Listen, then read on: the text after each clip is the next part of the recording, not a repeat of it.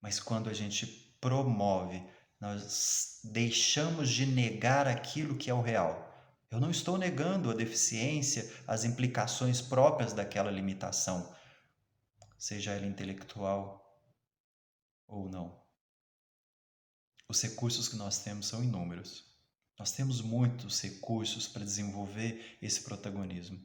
E é claro que nós temos as APAES, e eu não tenho dúvida que a APAE de Ubatuba tem essa missão também, essa função, assim como a que eu conheço de Florestal e tantas outras.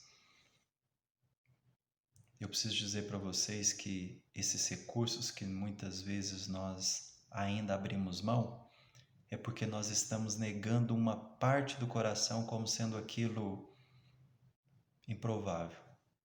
Claro que tem pessoas que defendem, tem pessoas que se comprometem, mas eu preciso dizer para vocês que algumas experiências que eu já tive na vida profissional dentro da psicologia é de ouvir pessoas, de ouvir familiares que ainda é tão difícil assimilar, é tão difícil filtrar o porquê dessa situação. Às vezes eu fico triste, eu sinto, né, claro, em pensar que de alguma forma alguns familiares assimilam toda essa história da vida que tiveram, que têm uma vida com algum familiar deficiente, que aquela vida parece que está sendo para pagar um mal, um peso, um sofrimento. Não. Na verdade, quando nós filtramos, nós colocamos um filtro onde primeiro eu vejo o ser humano, a vida daquele ser humano. Eu não tenho dúvida que muitos familiares fazem isso. Com certeza fazem. Mas alguns ainda colocam a deficiência no primeiro lugar. Quando eu beijo aqueles rapazes, quando eu abraço aqueles rapazes, quando eu coloco eles no meu colo, quando eu brinco com eles, quando eu divirto com eles, eu não tenho dúvida que indiretamente pode ser que eles não assimilam dessa forma, mas eu não tenho dúvida que eu estou dando um passo ou fazendo um movimento para que eles reconheçam que eles são seres humanos amados, não pela deficiência deles, mas por aquilo que eles são. Não há uma obrigação de amar a deficiência, e sim de compreender a deficiência, porque assim nós vamos também desenvolvendo um protagonismo. Seja dentro das APAES, seja funcionários ou não, onde quer, em qualquer espaço que esteja um deficiente. Em qualquer espaço. Seja em qualquer função. Seja do assistente social, seja do psicólogo, seja do terapeuta ocupacional, seja do educador físico, seja da direção, seja da secretaria. Independente da função. Seja de uma mãe social, seja de uma mãe, seja de um pai, seja de um irmão.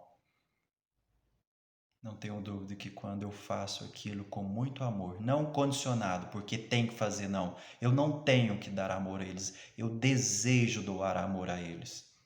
Isso já é um desenvolvimento do protagonismo. Mas desde que isso parta naturalmente, que seja um sentimento, que seja um movimento genuíno da minha parte para com eles, um sentimento. Eu não tenho dúvida que essa possa ser também, além de inúmeras outras possibilidades que nós temos, algum dos recursos para poder empoderá-los. Mas algumas questões, elas são tão inconscientes para nós que muitas vezes o nosso cansaço, que é muito natural, tem dia que a gente fica cansado, tem dia que a gente reconhece que nós estamos limitados, tem dia que nós reconhecemos que nós temos as nossas fragilidades, mas não há problema algum de mostrar a eles que nós estamos frágeis. Você mãe, você pai, você funcionário. Às vezes é necessário dizer, eu já pude dizer isso para alguns deles. Hoje eu estou cansado. Hoje eu estou com esse limite aqui.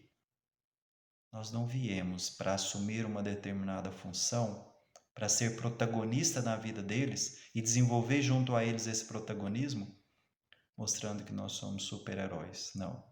Eles não precisam disso. Eles precisam dessa conexão aqui, da alma. eu não tenho dúvida que isso vai se tornar um movimento de inclusão social a partir de uma inclusão genuinamente aqui. Eu não devo amar mais porque tenho uma deficiência. Não. Eu tenho que amar porque ele merece o meu amor. E eu mereço o amor dele do jeito dele, com as limitações dele ou dela, daquela pessoa. É isso, pessoal. Eu espero ter conseguido de alguma forma contribuir aqui com vocês, com essa reflexão, limitado, claro, de alguns certos conhecimentos, mas eu quis compartilhar um pouco das minhas experiências, aquilo que eu acredito que dentro da Semana Nacional da Deficiência Múltipla Intelectual, nesse momento de celebração, que essa reflexão tenha sido de alguma forma para todos aqueles que nos acompanham, todos aqueles que em algum momento vai acompanhar essa mensagem e os outros trabalhos propostos por diversas APAES nesse Brasilzão nosso e do coração, que nós consigamos desenvolver o protagonismo no poder que já é próprio de todo ser humano, porque só vamos conseguir concretizar essa inclusão social e ser eficiente e trazer uma efetividade quando nós trouxermos também uma inclusão aqui, natural. Uma inclusão porque nós reconhecemos que nós somos protagonistas nesta vida que nós temos, não porque eles estão na nossa vida, mas como eles estão na nossa vida, como aqueles que estão na sua vida, aqueles que você tem essa função, essa missão, mas que ela não precisa ser árdua, que ela seja de uma forma onde você se conecta e deixa de lado aquilo que muitas vezes são estigmas. São processos muitas vezes de crenças. Eu convido a todos vocês a fazerem sempre uma reflexão. Qual é a crença que eu trago sobre essa minha circunstância da vida? E ir modificando e mudando algumas certas regras. Cuide de você também. Faça todo esse cuidado com você. Assim como você faz tanto a ele, independente da deficiência no qual você convive no seu dia a dia. Porque quando eu reconheço as minhas deficiências, elas não são intelectuais, elas não são múltiplas, mas elas são humanas. E é a partir do reconhecimento e não da negação das minhas limitações, das minhas deficiências, eu consigo compreender que eu posso ser muito útil, eu posso também ser protagonista, para que ele perceba que eu amo o coração dele, a vida dele, a história dele, a essência dele. Não é apenas porque ele tem ou ela tem uma deficiência. Pessoal, eu fico muito agradecido da paciência de vocês, do tempo de vocês, de ter compartilhado, de ter recebido o convite da Rose, uma grande amiga que estivemos juntos trabalhando em Florestal. Uma pessoa incrível, de um coração incrível, que eu pude aprender muito. Eu envio aqui meu abraço a cada um de vocês, a cada um que convive, a cada um que já conviveu, a cada um que tem a experiência e a oportunidade.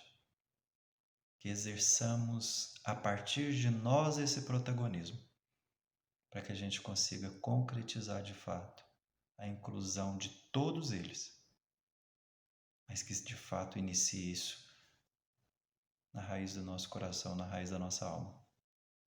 Um forte abraço a vocês e que desejo que seja uma semana abençoada para cada um em todas as reflexões propostas. A todos aqueles que eu conheço, a todos aqueles que um dia eu pude conhecer e me deram a oportunidade de conhecer todo esse movimento maravilhoso e incrível. Mas principalmente a oportunidade de conhecer o coração de cada um deles. Um forte abraço, fiquem com Deus. Desejo do fundo do meu coração que cada um de nós assumamos o nosso protagonismo para contribuir com o protagonismo de cada um daqueles que nós convivemos. Fiquem com Deus, e se em algum momento nós pudermos se encontrar, mais uma vez, meu nome é Everton, oro em Pará de Minas, e que fica aqui meu abraço fraterno a vocês.